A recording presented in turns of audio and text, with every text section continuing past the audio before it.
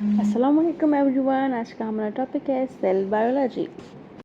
Cell एक Latin word से लिया गया है सेल्यूला, जिसका मतलब है लिटिल रूम।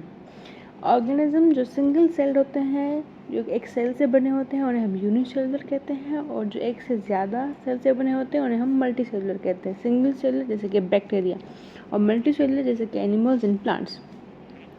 सेल डिस्कवर किया था रॉबर्ट हुक ने इन 1665, और सेल की स्टडी को, सेल के और एस्पेक्ट्स ऑफ स्टडी को हम साइटोलॉजी बोलते हैं। सेल को टू पर्टिकुलर ग्रुप्स में डिवाइड किया गया है according to their major characteristics. One is prokaryotic cell and other is eukaryotic cells. Prokaryotic cells वो छोटे होते हैं और सिंपल होते हैं as compare to eukaryotic cells के। प्रोकैरियोटिक सेल और यूकैरियोटिक सेल्स में सिमिलरिटीज़ कौन सी होती हैं?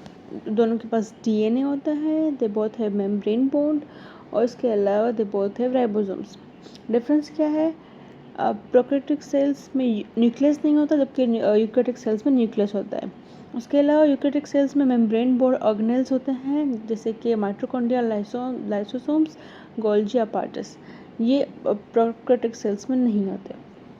उसके अलावा यूकैरियोटिक सेल्स की size as compare to prokaryotic cells के बड़ी होती है, और यूकैरियोटिक सेल्स का डीएनए मोर कॉम्प्लेक्स होता है as compare to prokaryotic sales.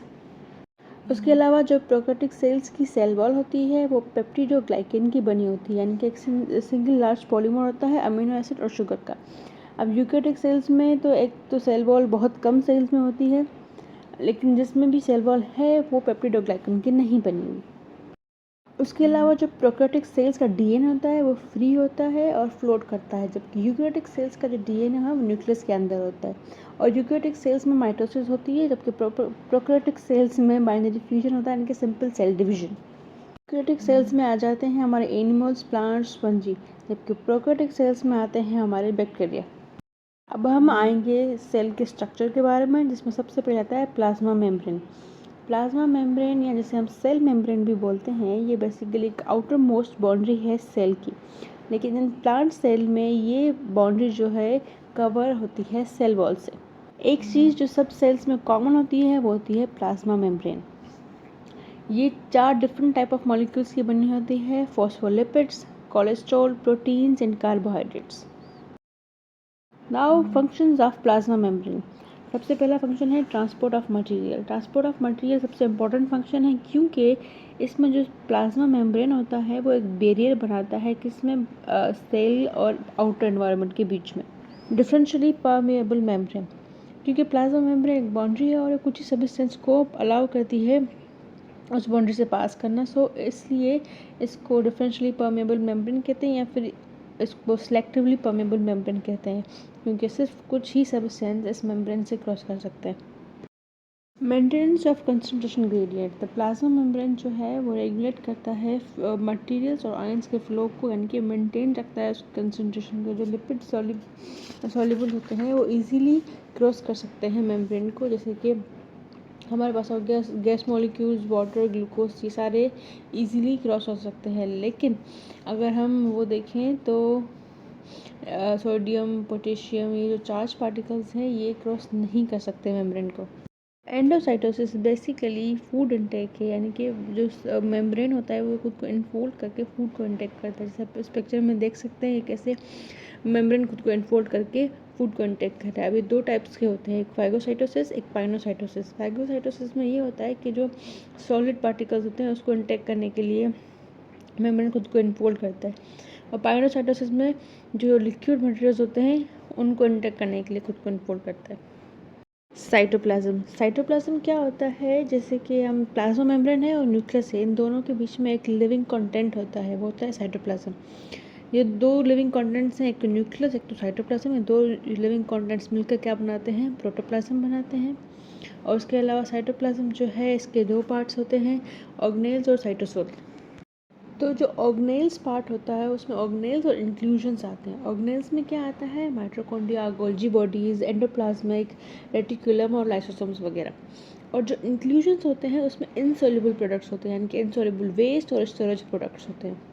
Cytosol cytosol क्या होता है? वो बेसिकली सॉल्युबल पार्ट होता है साइटोप्लाज्म का, यानी कि एक लिक्विड मटेरियल जो कि फ्लूइड मटेरियल होता है सेल के अंदर, वो होता है साइटोसोल। ये 90% वाटर का बना होता है। अब ये 2 फॉर्म्स में होता है, एक ट्रू सॉल्यूशन में, दूसरा कॉलोइडल सॉल्यूशन। ट्रू सॉल्यूशन में जो स्मॉल मॉलिक्यूल्स और आयंस होते हैं वो मौजूद होते हैं, और कॉलोइडल सॉल्यूशन में जो लार्ज मॉलिक्यूल्स और आयंस होते हैं वो कॉलोइडल सॉल्यूशन बनाते हैं। अब ये भी 2 फॉर्म्स में बनाते हैं, एक सोल एक जेल फॉर्म में। सोल मीन्स नॉन विस्कस, यानी कि टोटली प्रेजेंट इन लिक्विड। जो सोल मटेरियल होता है वो पूरी तरह से लिक्विड होता है, और जो जेल होता है वो विस्कस होता है, और वो जेल की टाइप का होता है, यानी कि सेमी सॉलिड जिसे हम बोल सकते हैं, वो जेल की फॉर्म में होता है। तो कॉलोइडल में 2 चीज़ें, 2 फॉर्म्स में ये मौजूद होता है, एक तो सोल एक तो जेल। सोल यानी कि लिक्विड, और जेल यानी कि जेल सेमी सॉलिड हम बोल सकते हैं। Functions of cytoplasm. साइटोप्लाज्म के फंक्शन में सबसे पहले आ जाता है हमारा कि cytoplasm as a storage house act करता है, यानी कि इसमें चीज़ें स्टोर होती हैं। जैसे कि सबसे हमारा इंपॉर्टेंट कंपाउंड होता है स्टार्च, वो भी इसी के अंदर स्टोर होता है। उसके अलावा ये मेटाबॉलिक प्रोसेस में भी काम आता है, यानी कि ग्लाइकोलाइसिस जैसे कि ब्रेकिंग ऑफ ग्लूकोज, ये भी इसी के अंदर होता है। उसके अलावा साइटोप्लाज्म के अंदर बहुत से ऑर्गेनेल्स होते हैं, जैसे कि mitochondria, Golgi bodies, reticulum, lysosomes वगैरह। अब ये ऑर्गेनेल्स भी बहुत इंपॉर्टेंट फंक्शंस परफॉर्म करते हैं सेल के अंदर। उसके अलावा साइटोप्लाज्म शो करता है स्ट्रीमिंग मूवमेंट जिसकी वजह से हमारे जो माइटोकॉन्ड्रिया वगैरह हैं, जो फ्री ऑब्जेक्ट ऑर्गेनेल्स हैं, वो मूव करते हैं। अब ये स्ट्रीमिंग मूवमेंट क्यों होती है? स्ट्रीमिंग मूवमेंट इसलिए होती है क्योंकि ये जो मोशन होता है फ्लूइड, ये बेसिकली एक फ्लूइड का मोशन होता है। जैसे जो साइटोप्लाज्म के अंदर फ्लूइड मौजूद है वो मूव करता रहता है, और इस मूवमेंट से क्या होता है, ट्रांसपोर्ट होते हैं न्यूट्रिएंट्स, प्रोटीन्स और ऑर्गेनेल्स सेल के अंदर ही ट्रांसपोर्ट होते रहते हैं। आज के लिए इतना ही, मिलते हैं नेक्स्ट वीडियो में। अल्लाह हाफ़िज़।